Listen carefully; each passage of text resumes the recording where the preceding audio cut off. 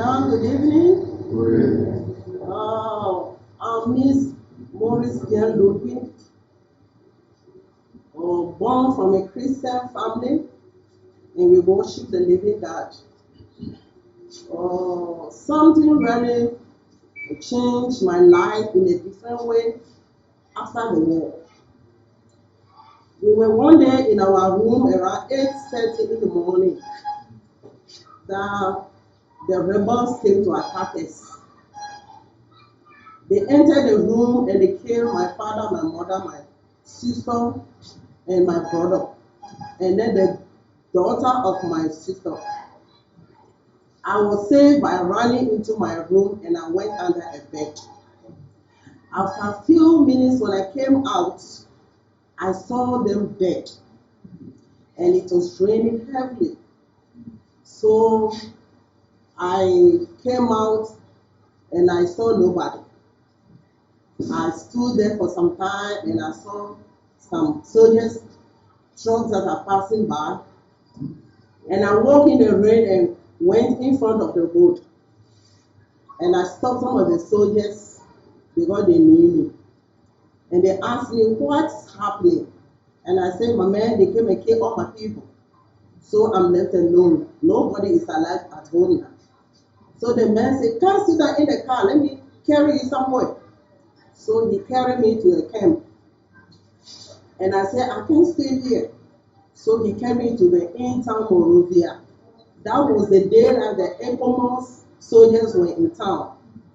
And bullets was passing everywhere. Oh, the killing was going on in such a way that nobody can help. He said that. So we came to a place that number of us joined together and we planned to leave. Liberia was a Christian country. So when we came together, we prayed and we became a family and we joined the bush. We were in the bush for 3 good weeks. No food, no bathing.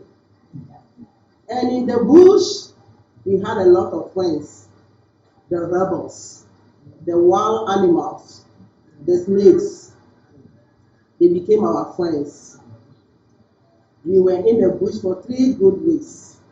What really changed me and drew me closer to the Lord is what I want to share with somebody that will be watching me, that will change your life too. Is in the bush, a lot of things happened. Shooting all around. We were having bullets they collected from us. We also attacked some people because in the bush, a lot of things happened. So when we walk from the bush to a river, we're supposed to cross that river before we will enter into the village of Anani at Abidjan border. So crossing the river, we were in the bush, 15 of us started the journey, but we were left with 8 before the river. When we come in and somebody died, we just put the person beside the bush and say, God be with you, and then we leave the person. So before the river was so deep that when you threw something inside, you just say, there is no end for the river, and it was so broad. So we were asking ourselves, how are we going to cross this river? And when we heard the rebels coming behind us, and we have to cross the river, if not, they will kill us. So we did everything, and we just hold hands, and then we say, God, we're crossing this river with you. So the person that was in front put his leg inside. We were all walking. Those who were tall and those who were short. Everybody crossed the river with a chested body. Nobody was sunk in the river. And the river was broad in such a way that we were just walking as if we were walking on a stone or we were walking on something in the river. It's really challenged my life. When we came out from this river, we joined hands again and we started going out. You know, in the bush, we don't know where we're going. We're just going somewhere to save our lives. So when we asked people, they said, oh, you nearly to Ivory Coast. We said, okay. So we started going, and then we came to the border of Abidjan. We saw the rebels, and then they said, you have to kill. They kick a dead body, a woman and a man. When you are a woman, you walk through where the woman is, and then when you reach there, you bend and kiss the dead body. God, thank you. Then you pass by. And when you're a man too, when you reach where the dead man was, you bend down and kiss the man and say, God, thank you. So I walked closer to the dead body, and then a soldier saw me and said, these are the people. Are you not the one that used to sing on the television? What are you looking for here? I said, I want to save my life. Then I know what happened. One soldier man just slapped behind me, and he said, shoot him, shoot her, shoot her. They used to be on the television, people, shoot her. So the bullet that he wanted to gun me with, when I fell down, the bullet hit my hand, and this is the wound of the gun. So when I fell down, he was taking the gun my head, but he shoot my hand. So after I was there for some time, and then I wake up. People were there, they said, try and wake up, try and wake up. So when I woke up, I crossed, I did everything. My blood was coming from my nose, blood was coming from every part of my body that there is whole. And then in fact, I was there drowsing with the blood. And then I woke. Then I saw Red Cross people coming closer. And then I felt that I know what happened again. So days and months that I saw myself in a hospital. And the number that we were coming, it's only 3 of us that was able to read the dynamic body. 2 men and 1 lady, and the lady is left. So when we read the border and that thing happened, we miss each other. So in the hospital for some days and months, I woke up one day, I saw blood on me, drip on me, and then a woman walked to me. He said, you girl, you have to leave this hospital today. You've been here for a long time. I said, where am I? He said, you are in Ivory Coast. I said, no, nobody here. He said, no, you have to try and leave because you've been here for long. So he said, if you don't leave, you don't know what will happen to you next time. So I urge you to leave. I said, oh, where will I go? Then I raised, he said, let me show you something. I raised my head, and he said, look behind you. Then I saw a truck packed with dead bodies in the truck. Then the woman said, you saw it? You saw what happened there? Okay, then try and leave.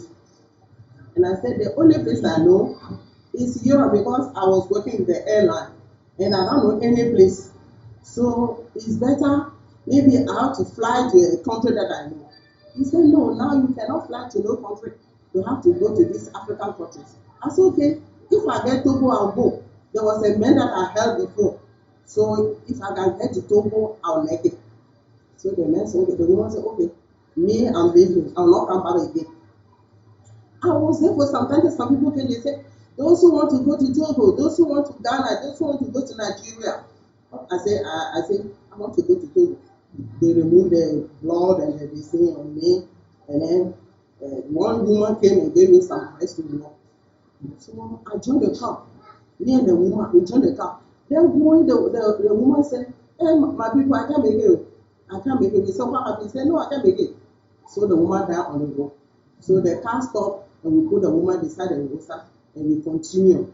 So there were some men in the car and myself. We drove up to the time that we reached Togo, and they said, where am I going now? I said, the man that I know, I will call his name, and then you see if you can know the man. The man was working in the bank. So he said, okay. I mentioned the man. He said, oh, let's go to that bank and ask. So the man carried me, so we read there. The man walked to the upstairs to see the man. The man said, are you looking like this? I can't take you because when you die on me now, you give me a problem. I said, oh, okay. Then I said, okay, I'm a Christian. If you can get any Christian home for me, I will make it. So the man took me that night, And then the following day, they said they can't keep me. So I said, take me to a Christian believing church. So they carried me to Togo, and that day they were worshiping in the morning. So the pastor saw me. He just came up. He said, he embraced me. The way I was looking, he just embraced me. He said, oh, my sister, you will not die, you will live. I said, yes, Pastor, I will live. Then he called people, come, let's pray life into this lady.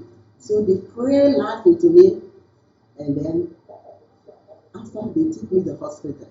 I was in the hospital 3 good years in Togo here. If God can do all this to me, save me. That's what I lost my people, and I became alone in a strange land. God can do more for you. Maybe you're hungry at this very time. He can provide food for you. Maybe you are naked. He can clothe you. Maybe you don't have money. He's our great provider. He's been providing for me for the years that I've been in this country. So he can do the same thing to you. When you over there hearing me or seeing me, know that he can do more for you. I love you. Just come closer to the Lord.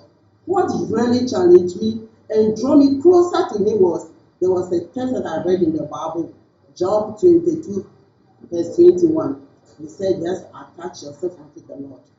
And then receive instructions from him. And God has never left me alone. He has been so close to me. When I call upon him, he hears me and does everything for me. He can do more for you over there. Just trust him and turn on him and be acquainted to him.